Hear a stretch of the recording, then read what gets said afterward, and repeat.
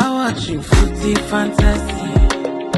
Idris said eating will meet your football needs. Banter from rivalries, he sure you go receive. From EPL to Champions League, your eyes go see. It's footy fantasy, fantasy. Let's dive into Arsenal. The question here is: has Arsenal become too ultra defensive? I'm going to kind of start create like a baseline for this discussion. Arsenal have always been defensive. They have the meanest defense in. They had the meanest defense in the league last year. They had one of the meanest defenses in the season before that.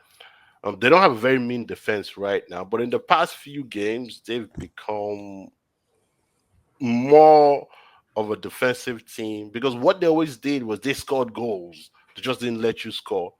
But it's looking more like Arsenal are becoming a team that's more concerned about not conceding versus scoring. It's like, so Ray, what do you think about that? Does that make sense? Yeah, I mean, a lot of these things, I know these statements are always like, I think they're overly simplistic and reductive. But if you want to understand, I think with Arsenal is like a system. Arteta believes in the systems.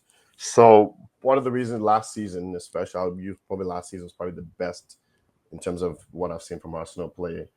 Best balance, maybe I put it that way. Last season, what it is like Arsenal has the what they did well last season is like with the high press, they suffocate teams home or away. So they even from the front, essentially they defend from the front, so to speak. Where like you had Havertz and Odegaard leading the press, so that most likely the team might create a turnover or whatever it is, and then they didn't let teams get out of their own half, and they just constantly created opportunities, or at least constantly created control and domination of the game, and that worked towards obviously, and then eventually, the Sakas and all those guys are scoring goals, and that's why even some last season you see some teams, West Ham's 5-0, it's like three goals in 20 minutes, but it wasn't three individual fantastic goals. It was three goals of consistency and breaking down. And sometimes with football or anything, it's a belief thing, right? So if you can do it, and the team, there's a fear. Next thing the moment you score one goal, even let's say, oh, we just beat some guys 5-0 last week. Next thing those opportunities create themselves. So that's what we did very well last year. So now back to this season. I think what the mistake Arsenal made, I don't know if I talked to us on the pod last year, was this transfer window. I don't know what we're doing. I think we did something good, the last two windows where we built off where we had, like the first 2 years ago when we sort of challenged, kind of, not really, but nobody expected. So they were free flowing, conceded goals, but they're free flowing. But then what did we do in the summer? We got Declan Rice, give us some solidity, built off that. And then next season, we challenged City and went all the way to the last game of the season. And then this time around, there's, even with last season, there was some glaring positions where you're like, okay, we need a left side 8 because we didn't really replace Saka. We need, some cover in the back, and we definitely need we need a striker, like a gunman striker, and even like a left forward. So, and then even the summer, the question with most Arsenal fans was, do we go with the striker or left forward? Obviously, if it was up to me and money was not an issue, you get both. And that's why there was the Nico Williams chat in the summertime. And because, again, to get yourself that extra one, it's like you already went against this juggernaut team. You need something new, something fresh, so that the players can still maintain the level they were and even step up.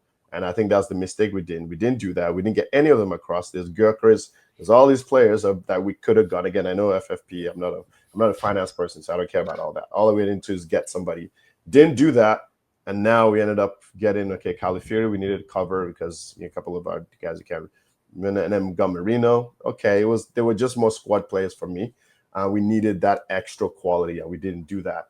Looking from the outside, when you're doing squad building for a team, you usually look for your strongest points.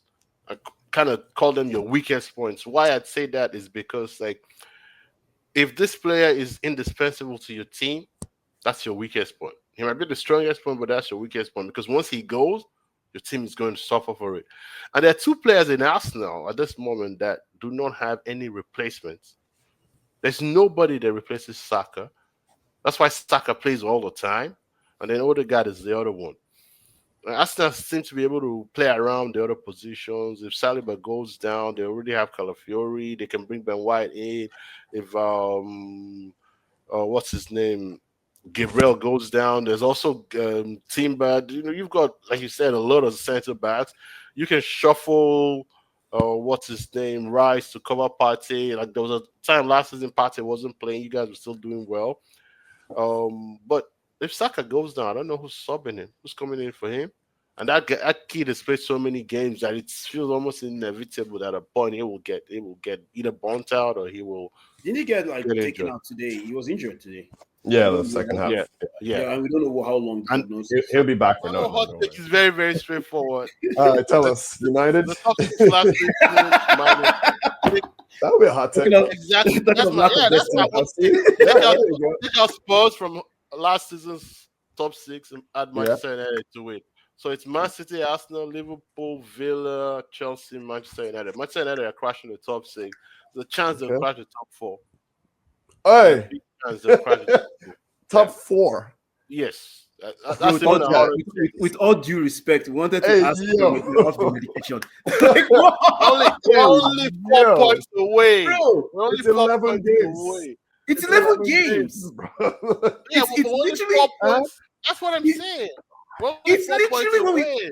when we come back from these international breaks, shit really hits the fan. And you think four. Whoa. So I mean, that's a hot take. That is a. it's a hot take though. Like clip clip this. Clip that, please. Flip it. Back at the end of the season. Top four. You said. And if I'm right, we're gonna play back at the end of the season. We'll repost it again and again and again. Because as I keep pointing out, despite all the poor metrics, there's two things that gives me confidence. Okay. One, United are among the top 3 in big chances created this season, despite not scoring that many goals. They've created almost as many big chances as City and Co. And I can look at it and tell you what the exact number is. Okay, Now, number two is what I just pointed out, that despite being in such bad form, such bad form that a manager was fired, the manager who just got a new contract was fired. These guys are only 4 points away from top 6. The most consistent Manchester United player this season has been their goalkeeper. That means there's a lot of room for improvement. Big chances created. Manchester United are now 9th, but at a point a few games ago, they were in the top 5. And the gap between the 4th and Manchester United position is about 2 or 3 chances. So there's a lot of chances in that team. There's a lot of goals in that team. It's just for a manager that can handle it. The guy that says this to you, bro, you sound like the Democratic Party's pollsters before this last election. They were saying this. What? I drank my own Kool-Aid. Don't worry. Okay. Should I read you? I'm sorry, I just had to. Let me just read you United's next 6 games fixtures in the Premier League. I don't care about the other ones. Ipswich, okay, at Ipswich, okay. Everton at home, so okay. Arsenal at Emirates, loss. Nottingham Forest, that we all okay. Man City at Etihad, loss. Tottenham. No, Tottenham is League Cup. Oh yeah, sorry, League Cup, yeah, and then Bournemouth, they've been playing pretty well. So okay. I'm just saying that it's not end of the world. Yeah, you can win 2. But the other 3 you mentioned, bro, they would have. Amorim has to do something we've never seen. Hey, top 4. Like play 1-1-1, 10 up front. That's a hot take. Top 4. Top 6, I'm like, okay, I can kind of see. Top 4 is top 4. Right? That's a hot take. It's a hot take. Ipswich, Everton, Forest, Wolves, they're looking like wins. Bournemouth is a win. Arsenal City. Arsenal City, we could get a win or draw one of those games. And I'm assuming you're saying this because of the new coach that's coming in. No, I'm saying it from what I've seen in the team playing the past 4 games. It's a different team. The team, it's kind of shifted. The shadow of this manager has left. In the past 4 games, this team scored 11 goals. 11 goals. I know they were not very strong teams that they played, but in the past, Chelsea would have whooped us. That Chelsea game they would have whooped us.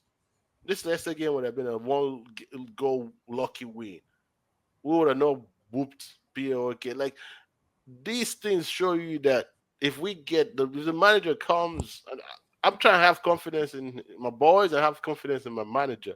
If he comes and performs some magic, we don't need to win the league. We just need to win 3 out of every 4 games. We need to get close. That top 4 was a little too close, man. Just too close. No problem, man. It's right there. It's touchable. All we need to do is whoop Chelsea, whoop Newcastle, whoop Villa. We are saying whoop. Just 1-0 win is a whoop. whoop, of course. 1-0 win is a like whoop. that.